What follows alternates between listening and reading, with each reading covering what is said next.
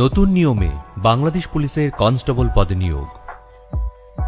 জাতির পিতা বঙ্গবন্ধু শেখ মুজিবুর রহমানের স্বপ্নের সোনার বাংলার জন্য কাঙ্ক্ষিত জনগণের পুলিশ বিনির্মাণের লক্ষ্যে মাননীয় প্রধানমন্ত্রী শেখ হাসিনার নেতৃত্বে 2025 সালের মধ্যে মধ্যমায়ের দেশ এবং ভিশন 2041 পূরণের মাধ্যমে 2041 সালে উন্নত বাংলাদেশের উপযোগী করে বাংলাদেশ পুলিশকে গড়ে তোলার প্রত্যয়ে স্বরাষ্ট্র মন্ত্রণালয়ের তত্ত্বাবধানে কনস্টেবল পদের বিদ্যমান নিয়োগের নিয়ম নীতির আধুনিকায়ন করে একটি সুসংহত পদ্ধতি প্রস্তুত করেছে বাংলাদেশ পুলিশ।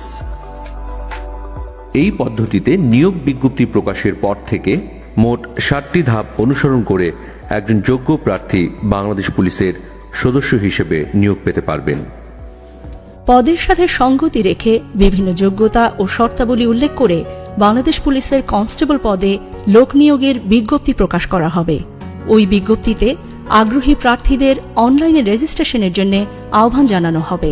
অনলাইনে আবেদনপত্র পরবর্তীতে পুলিশ হেডকোয়ার্টার্স কর্তৃক নির্ধারিত নিয়োগ বিধি অনুযায়ী ওয়েব বেসড স্ক্যানিং করা হবে।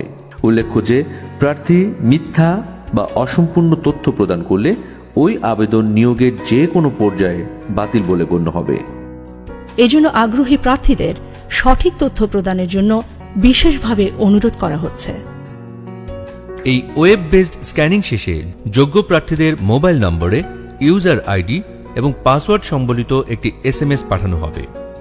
শারীরিক মাপ ও কাগজপত্র যাচাইকরণ এবং শারীরিক সক্ষমতা যাচাই পরীক্ষায় অংশগ্রহণের জন্য যোগ্য প্রার্থীদের অনলাইনে admit card for physical endurance test প্রদান করা হবে। যোগ্য প্রার্থীগণ A4 সাইজ কাগজে 2 কপি প্রিন্ট করবেন। অ্যাডমিট কার্ডের 2 কপি ব্যতীত কোনো প্রার্থী শারীরিক মাপ ও কাগজপত্র যাচাইকরণ ধাপে অংশগ্রহণ করতে পারবেন না। শারীরিক মাপ ও কাগজপত্র যাচাইকরণ প্রথম দিন। এই ধাপে অংশগ্রহণের জন্য মনোনীত প্রার্থীকে admit card for physical endurance টেস্টের 2 কপি, নিয়োগ বিজ্ঞপ্তিতে উল্লেখিত সকল ডকুমেন্টস সহ উপযুক্ত ড্রেসে নির্ধারিত দিনে যথাসময়ে নির্দেশিত স্থানে উপস্থিত থাকতে হবে। ভেন্যুতে প্রবেশের পরই একটি নির্ধারিত স্কেল দিয়ে প্রার্থীর উচ্চতার সঠিকতা যাচাই করা হবে। এক্ষেত্রে যোগ্য প্রার্থীদের লাইন করে মূল ভেন্যুতে নিয়ে যাওয়া হবে।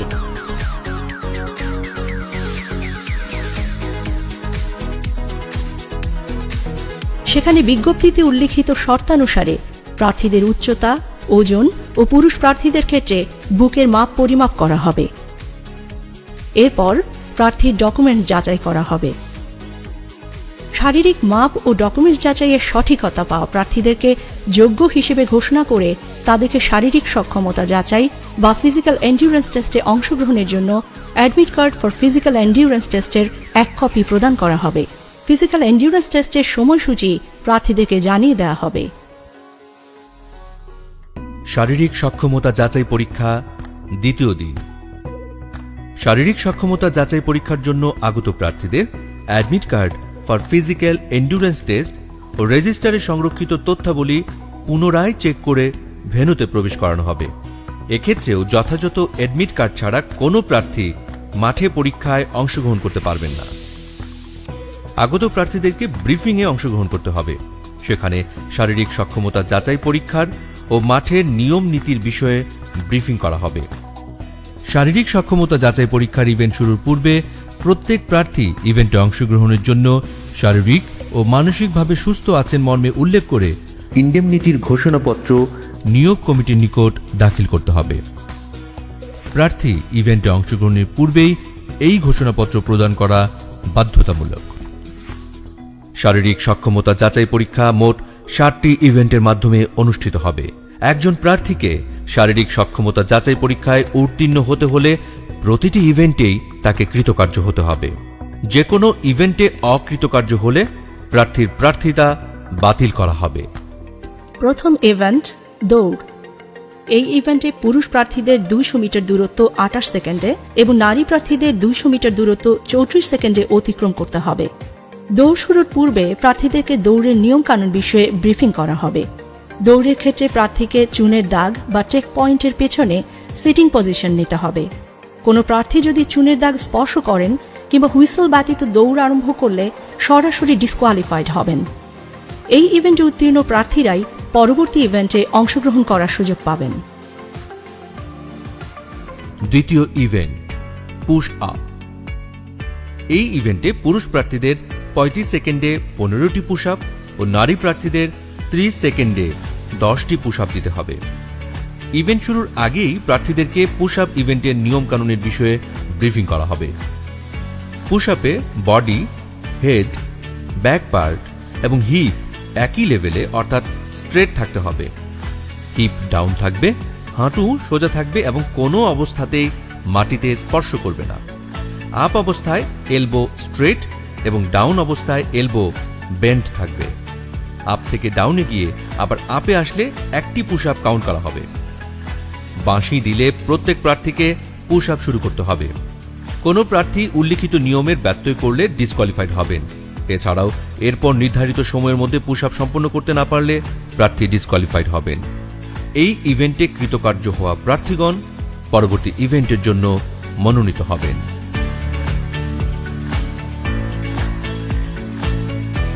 তৃতীয় ইভেন্ট লং জাম্প। এই ইভেন্টে পুরুষ প্রার্থীদের কমপক্ষে 10 ফিট এবং নারী প্রার্থীদের কমপক্ষে 6 ফিট দূরত্ব জাম্প করে যেতে হবে। এই ইভেন্টের শুরুতেও প্রার্থীদের নিয়মকানুনের বিষয়ে ব্রিফিং করা হবে। প্রার্থীদেরকে অবশ্যই চুনের দাগের পেছন থেকে জাম্প করতে হবে। জাম্প করার সময় চুনের দাগ স্পর্শ করলে কিংবা অতিক্রম করলে প্রার্থী ডিসকোয়ালিফাইড হবেন। নারী প্রার্থীদের ক্ষেত্রে 6 ফিট এবং পুরুষ প্রার্থীদের ক্ষেত্রে 10 ফিট দূরত্বে মার্কিং ফিতা দেওয়া হবে। নির্দেশনা মেনে প্রার্থীদেরকে জাম্প করতে হবে। প্রার্থীকে অবশ্যই জাম্প করে ওই মার্কিং ফিতা অতিক্রম করতে হবে।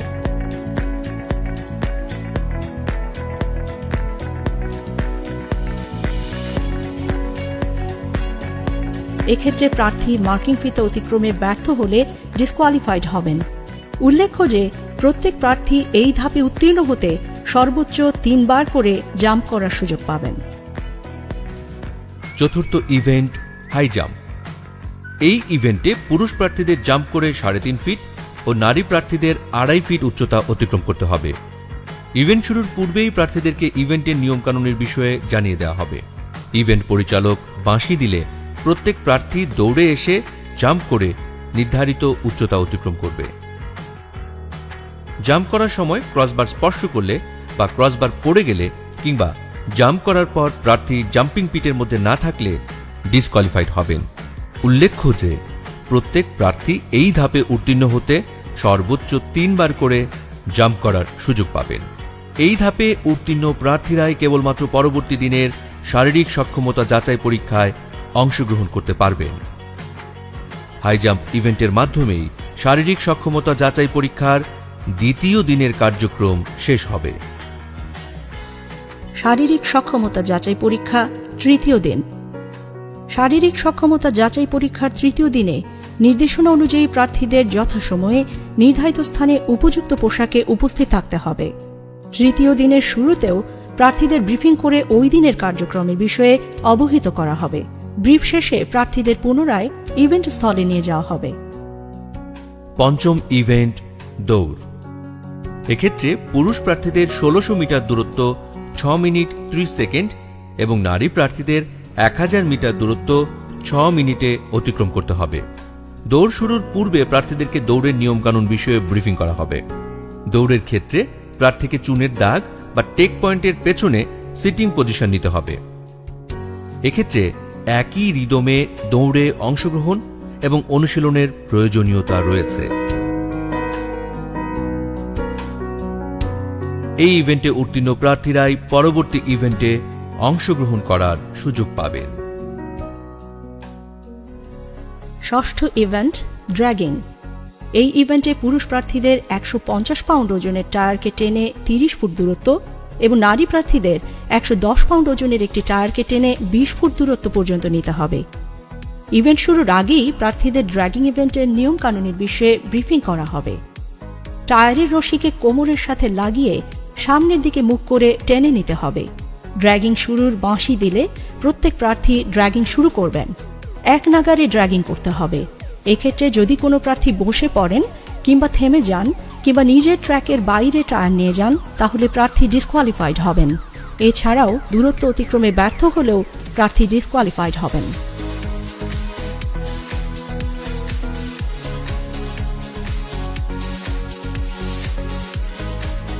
সপ্তম ইভেন্ট রোপ ক্লাইম্বিং। এই ইভেন্টে পুরুষ প্রার্থীদের কমপক্ষে 12 ফিট এবং নারী প্রার্থীদের কমপক্ষে 8 ফিট রোপ ক্লাইম্বিং করতে হবে। ইভেন্ট শুরুর পূর্বেই প্রার্থীদের রোপ ক্লাইম্বিং এর নিয়ম নীতি জানিয়ে দেওয়া হবে।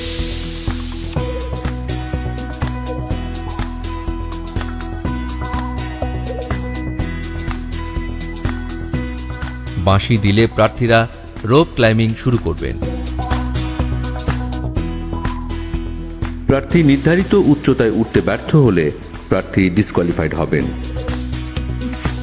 এই ইভেন্টে উত্তীর্ণ প্রার্থীরা ফিজিক্যাল এন্ডুরেন্স টেস্টে চূড়ান্তভাবে নির্বাচিত বলে ঘোষিত হবে।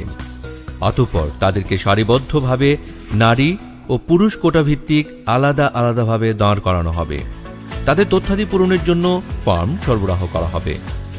পূরণকৃত ফর্ম, ফিজিক্যাল এন্ডুরেন্স টেস্টের কার্ড, সার্টিফিকেট, পাসপোর্ট সাইজের ছবি এবং অফেরতযোগ্য ব্যাংক চালান, বিজ্ঞপ্তিতে উল্লিখিত সকল ডকুমেন্ট সংগ্রহ করে পুনরায় যাচাই বাছাইপূর্বক উপযুক্তদের ডকুমেন্টস রিজার্ভ অফিসের হেফাজতে রেখে নিয়োগ বোর্ড সভাপতির স্বাক্ষরিত লিখিত পরীক্ষা সহ অন্যান্য সকল পরীক্ষার জন্য প্রবেশপত্র ইস্যু করা হবে। পরবর্তী সময়ে উত্তীর্ণ প্রার্থীকে বাংলা, ইংরেজি, সাধারণ গণিত ও সাধারণ বিজ্ঞানের ওপর 45 নম্বরের লিখিত পরীক্ষায় অংশগ্রহণ করতে হবে। লিখিত পরীক্ষায় উত্তীর্ণদের 15 নম্বরের মনস্তাত্ত্বিক ও মৌখিক পরীক্ষায় অংশগ্রহণ করতে হবে। এরপর লিখিত পরীক্ষা, মনস্তাত্ত্বিক ও মৌখিক পরীক্ষার নম্বরের উপর ভিত্তি করে বিজ্ঞপ্তিতে উল্লিখিত কোটা অনুসরণ করে জেলাওয়ারি মেধাক্রম তৈরি করে প্রাথমিকভাবে প্রার্থীদের নির্বাচন করা হবে। প্রাথমিকভাবে নির্বাচিত প্রার্থীদের পুলিশ ভেরিফিকেশন ও স্বাস্থ্য পরীক্ষা সম্পন্ন করে চূড়ান্তভাবে প্রশিক্ষণে অন্তর্ভুক্তকরণ করা হবে। এভাবেই একজন উপযুক্ত প্রার্থী বাংলাদেশ পুলিশে কনস্টেবল পদে নিয়োগ পাবেন। নতুন নিয়মে শুরু হতে যাওয়া নিয়োগ প্রক্রিয়ায় উত্তীর্ণ হতে সঠিক নিয়মে প্রস্তুতি গ্রহণের কোনো বিকল্প নেই। তাই আগ্রহী প্রার্থীদের সঠিক নিয়মে শারীরিক সক্ষমতা যাচাই পরীক্ষার প্রস্তুতি নেওয়ার জন্য বিশেষভাবে অনুরোধ জানানো হচ্ছে। আপনি কি সৎ? আপনি কি সাহসী? আপনি কি দেশের জন্য যে কোনো চ্যালেঞ্জ গ্রহণে সক্ষম?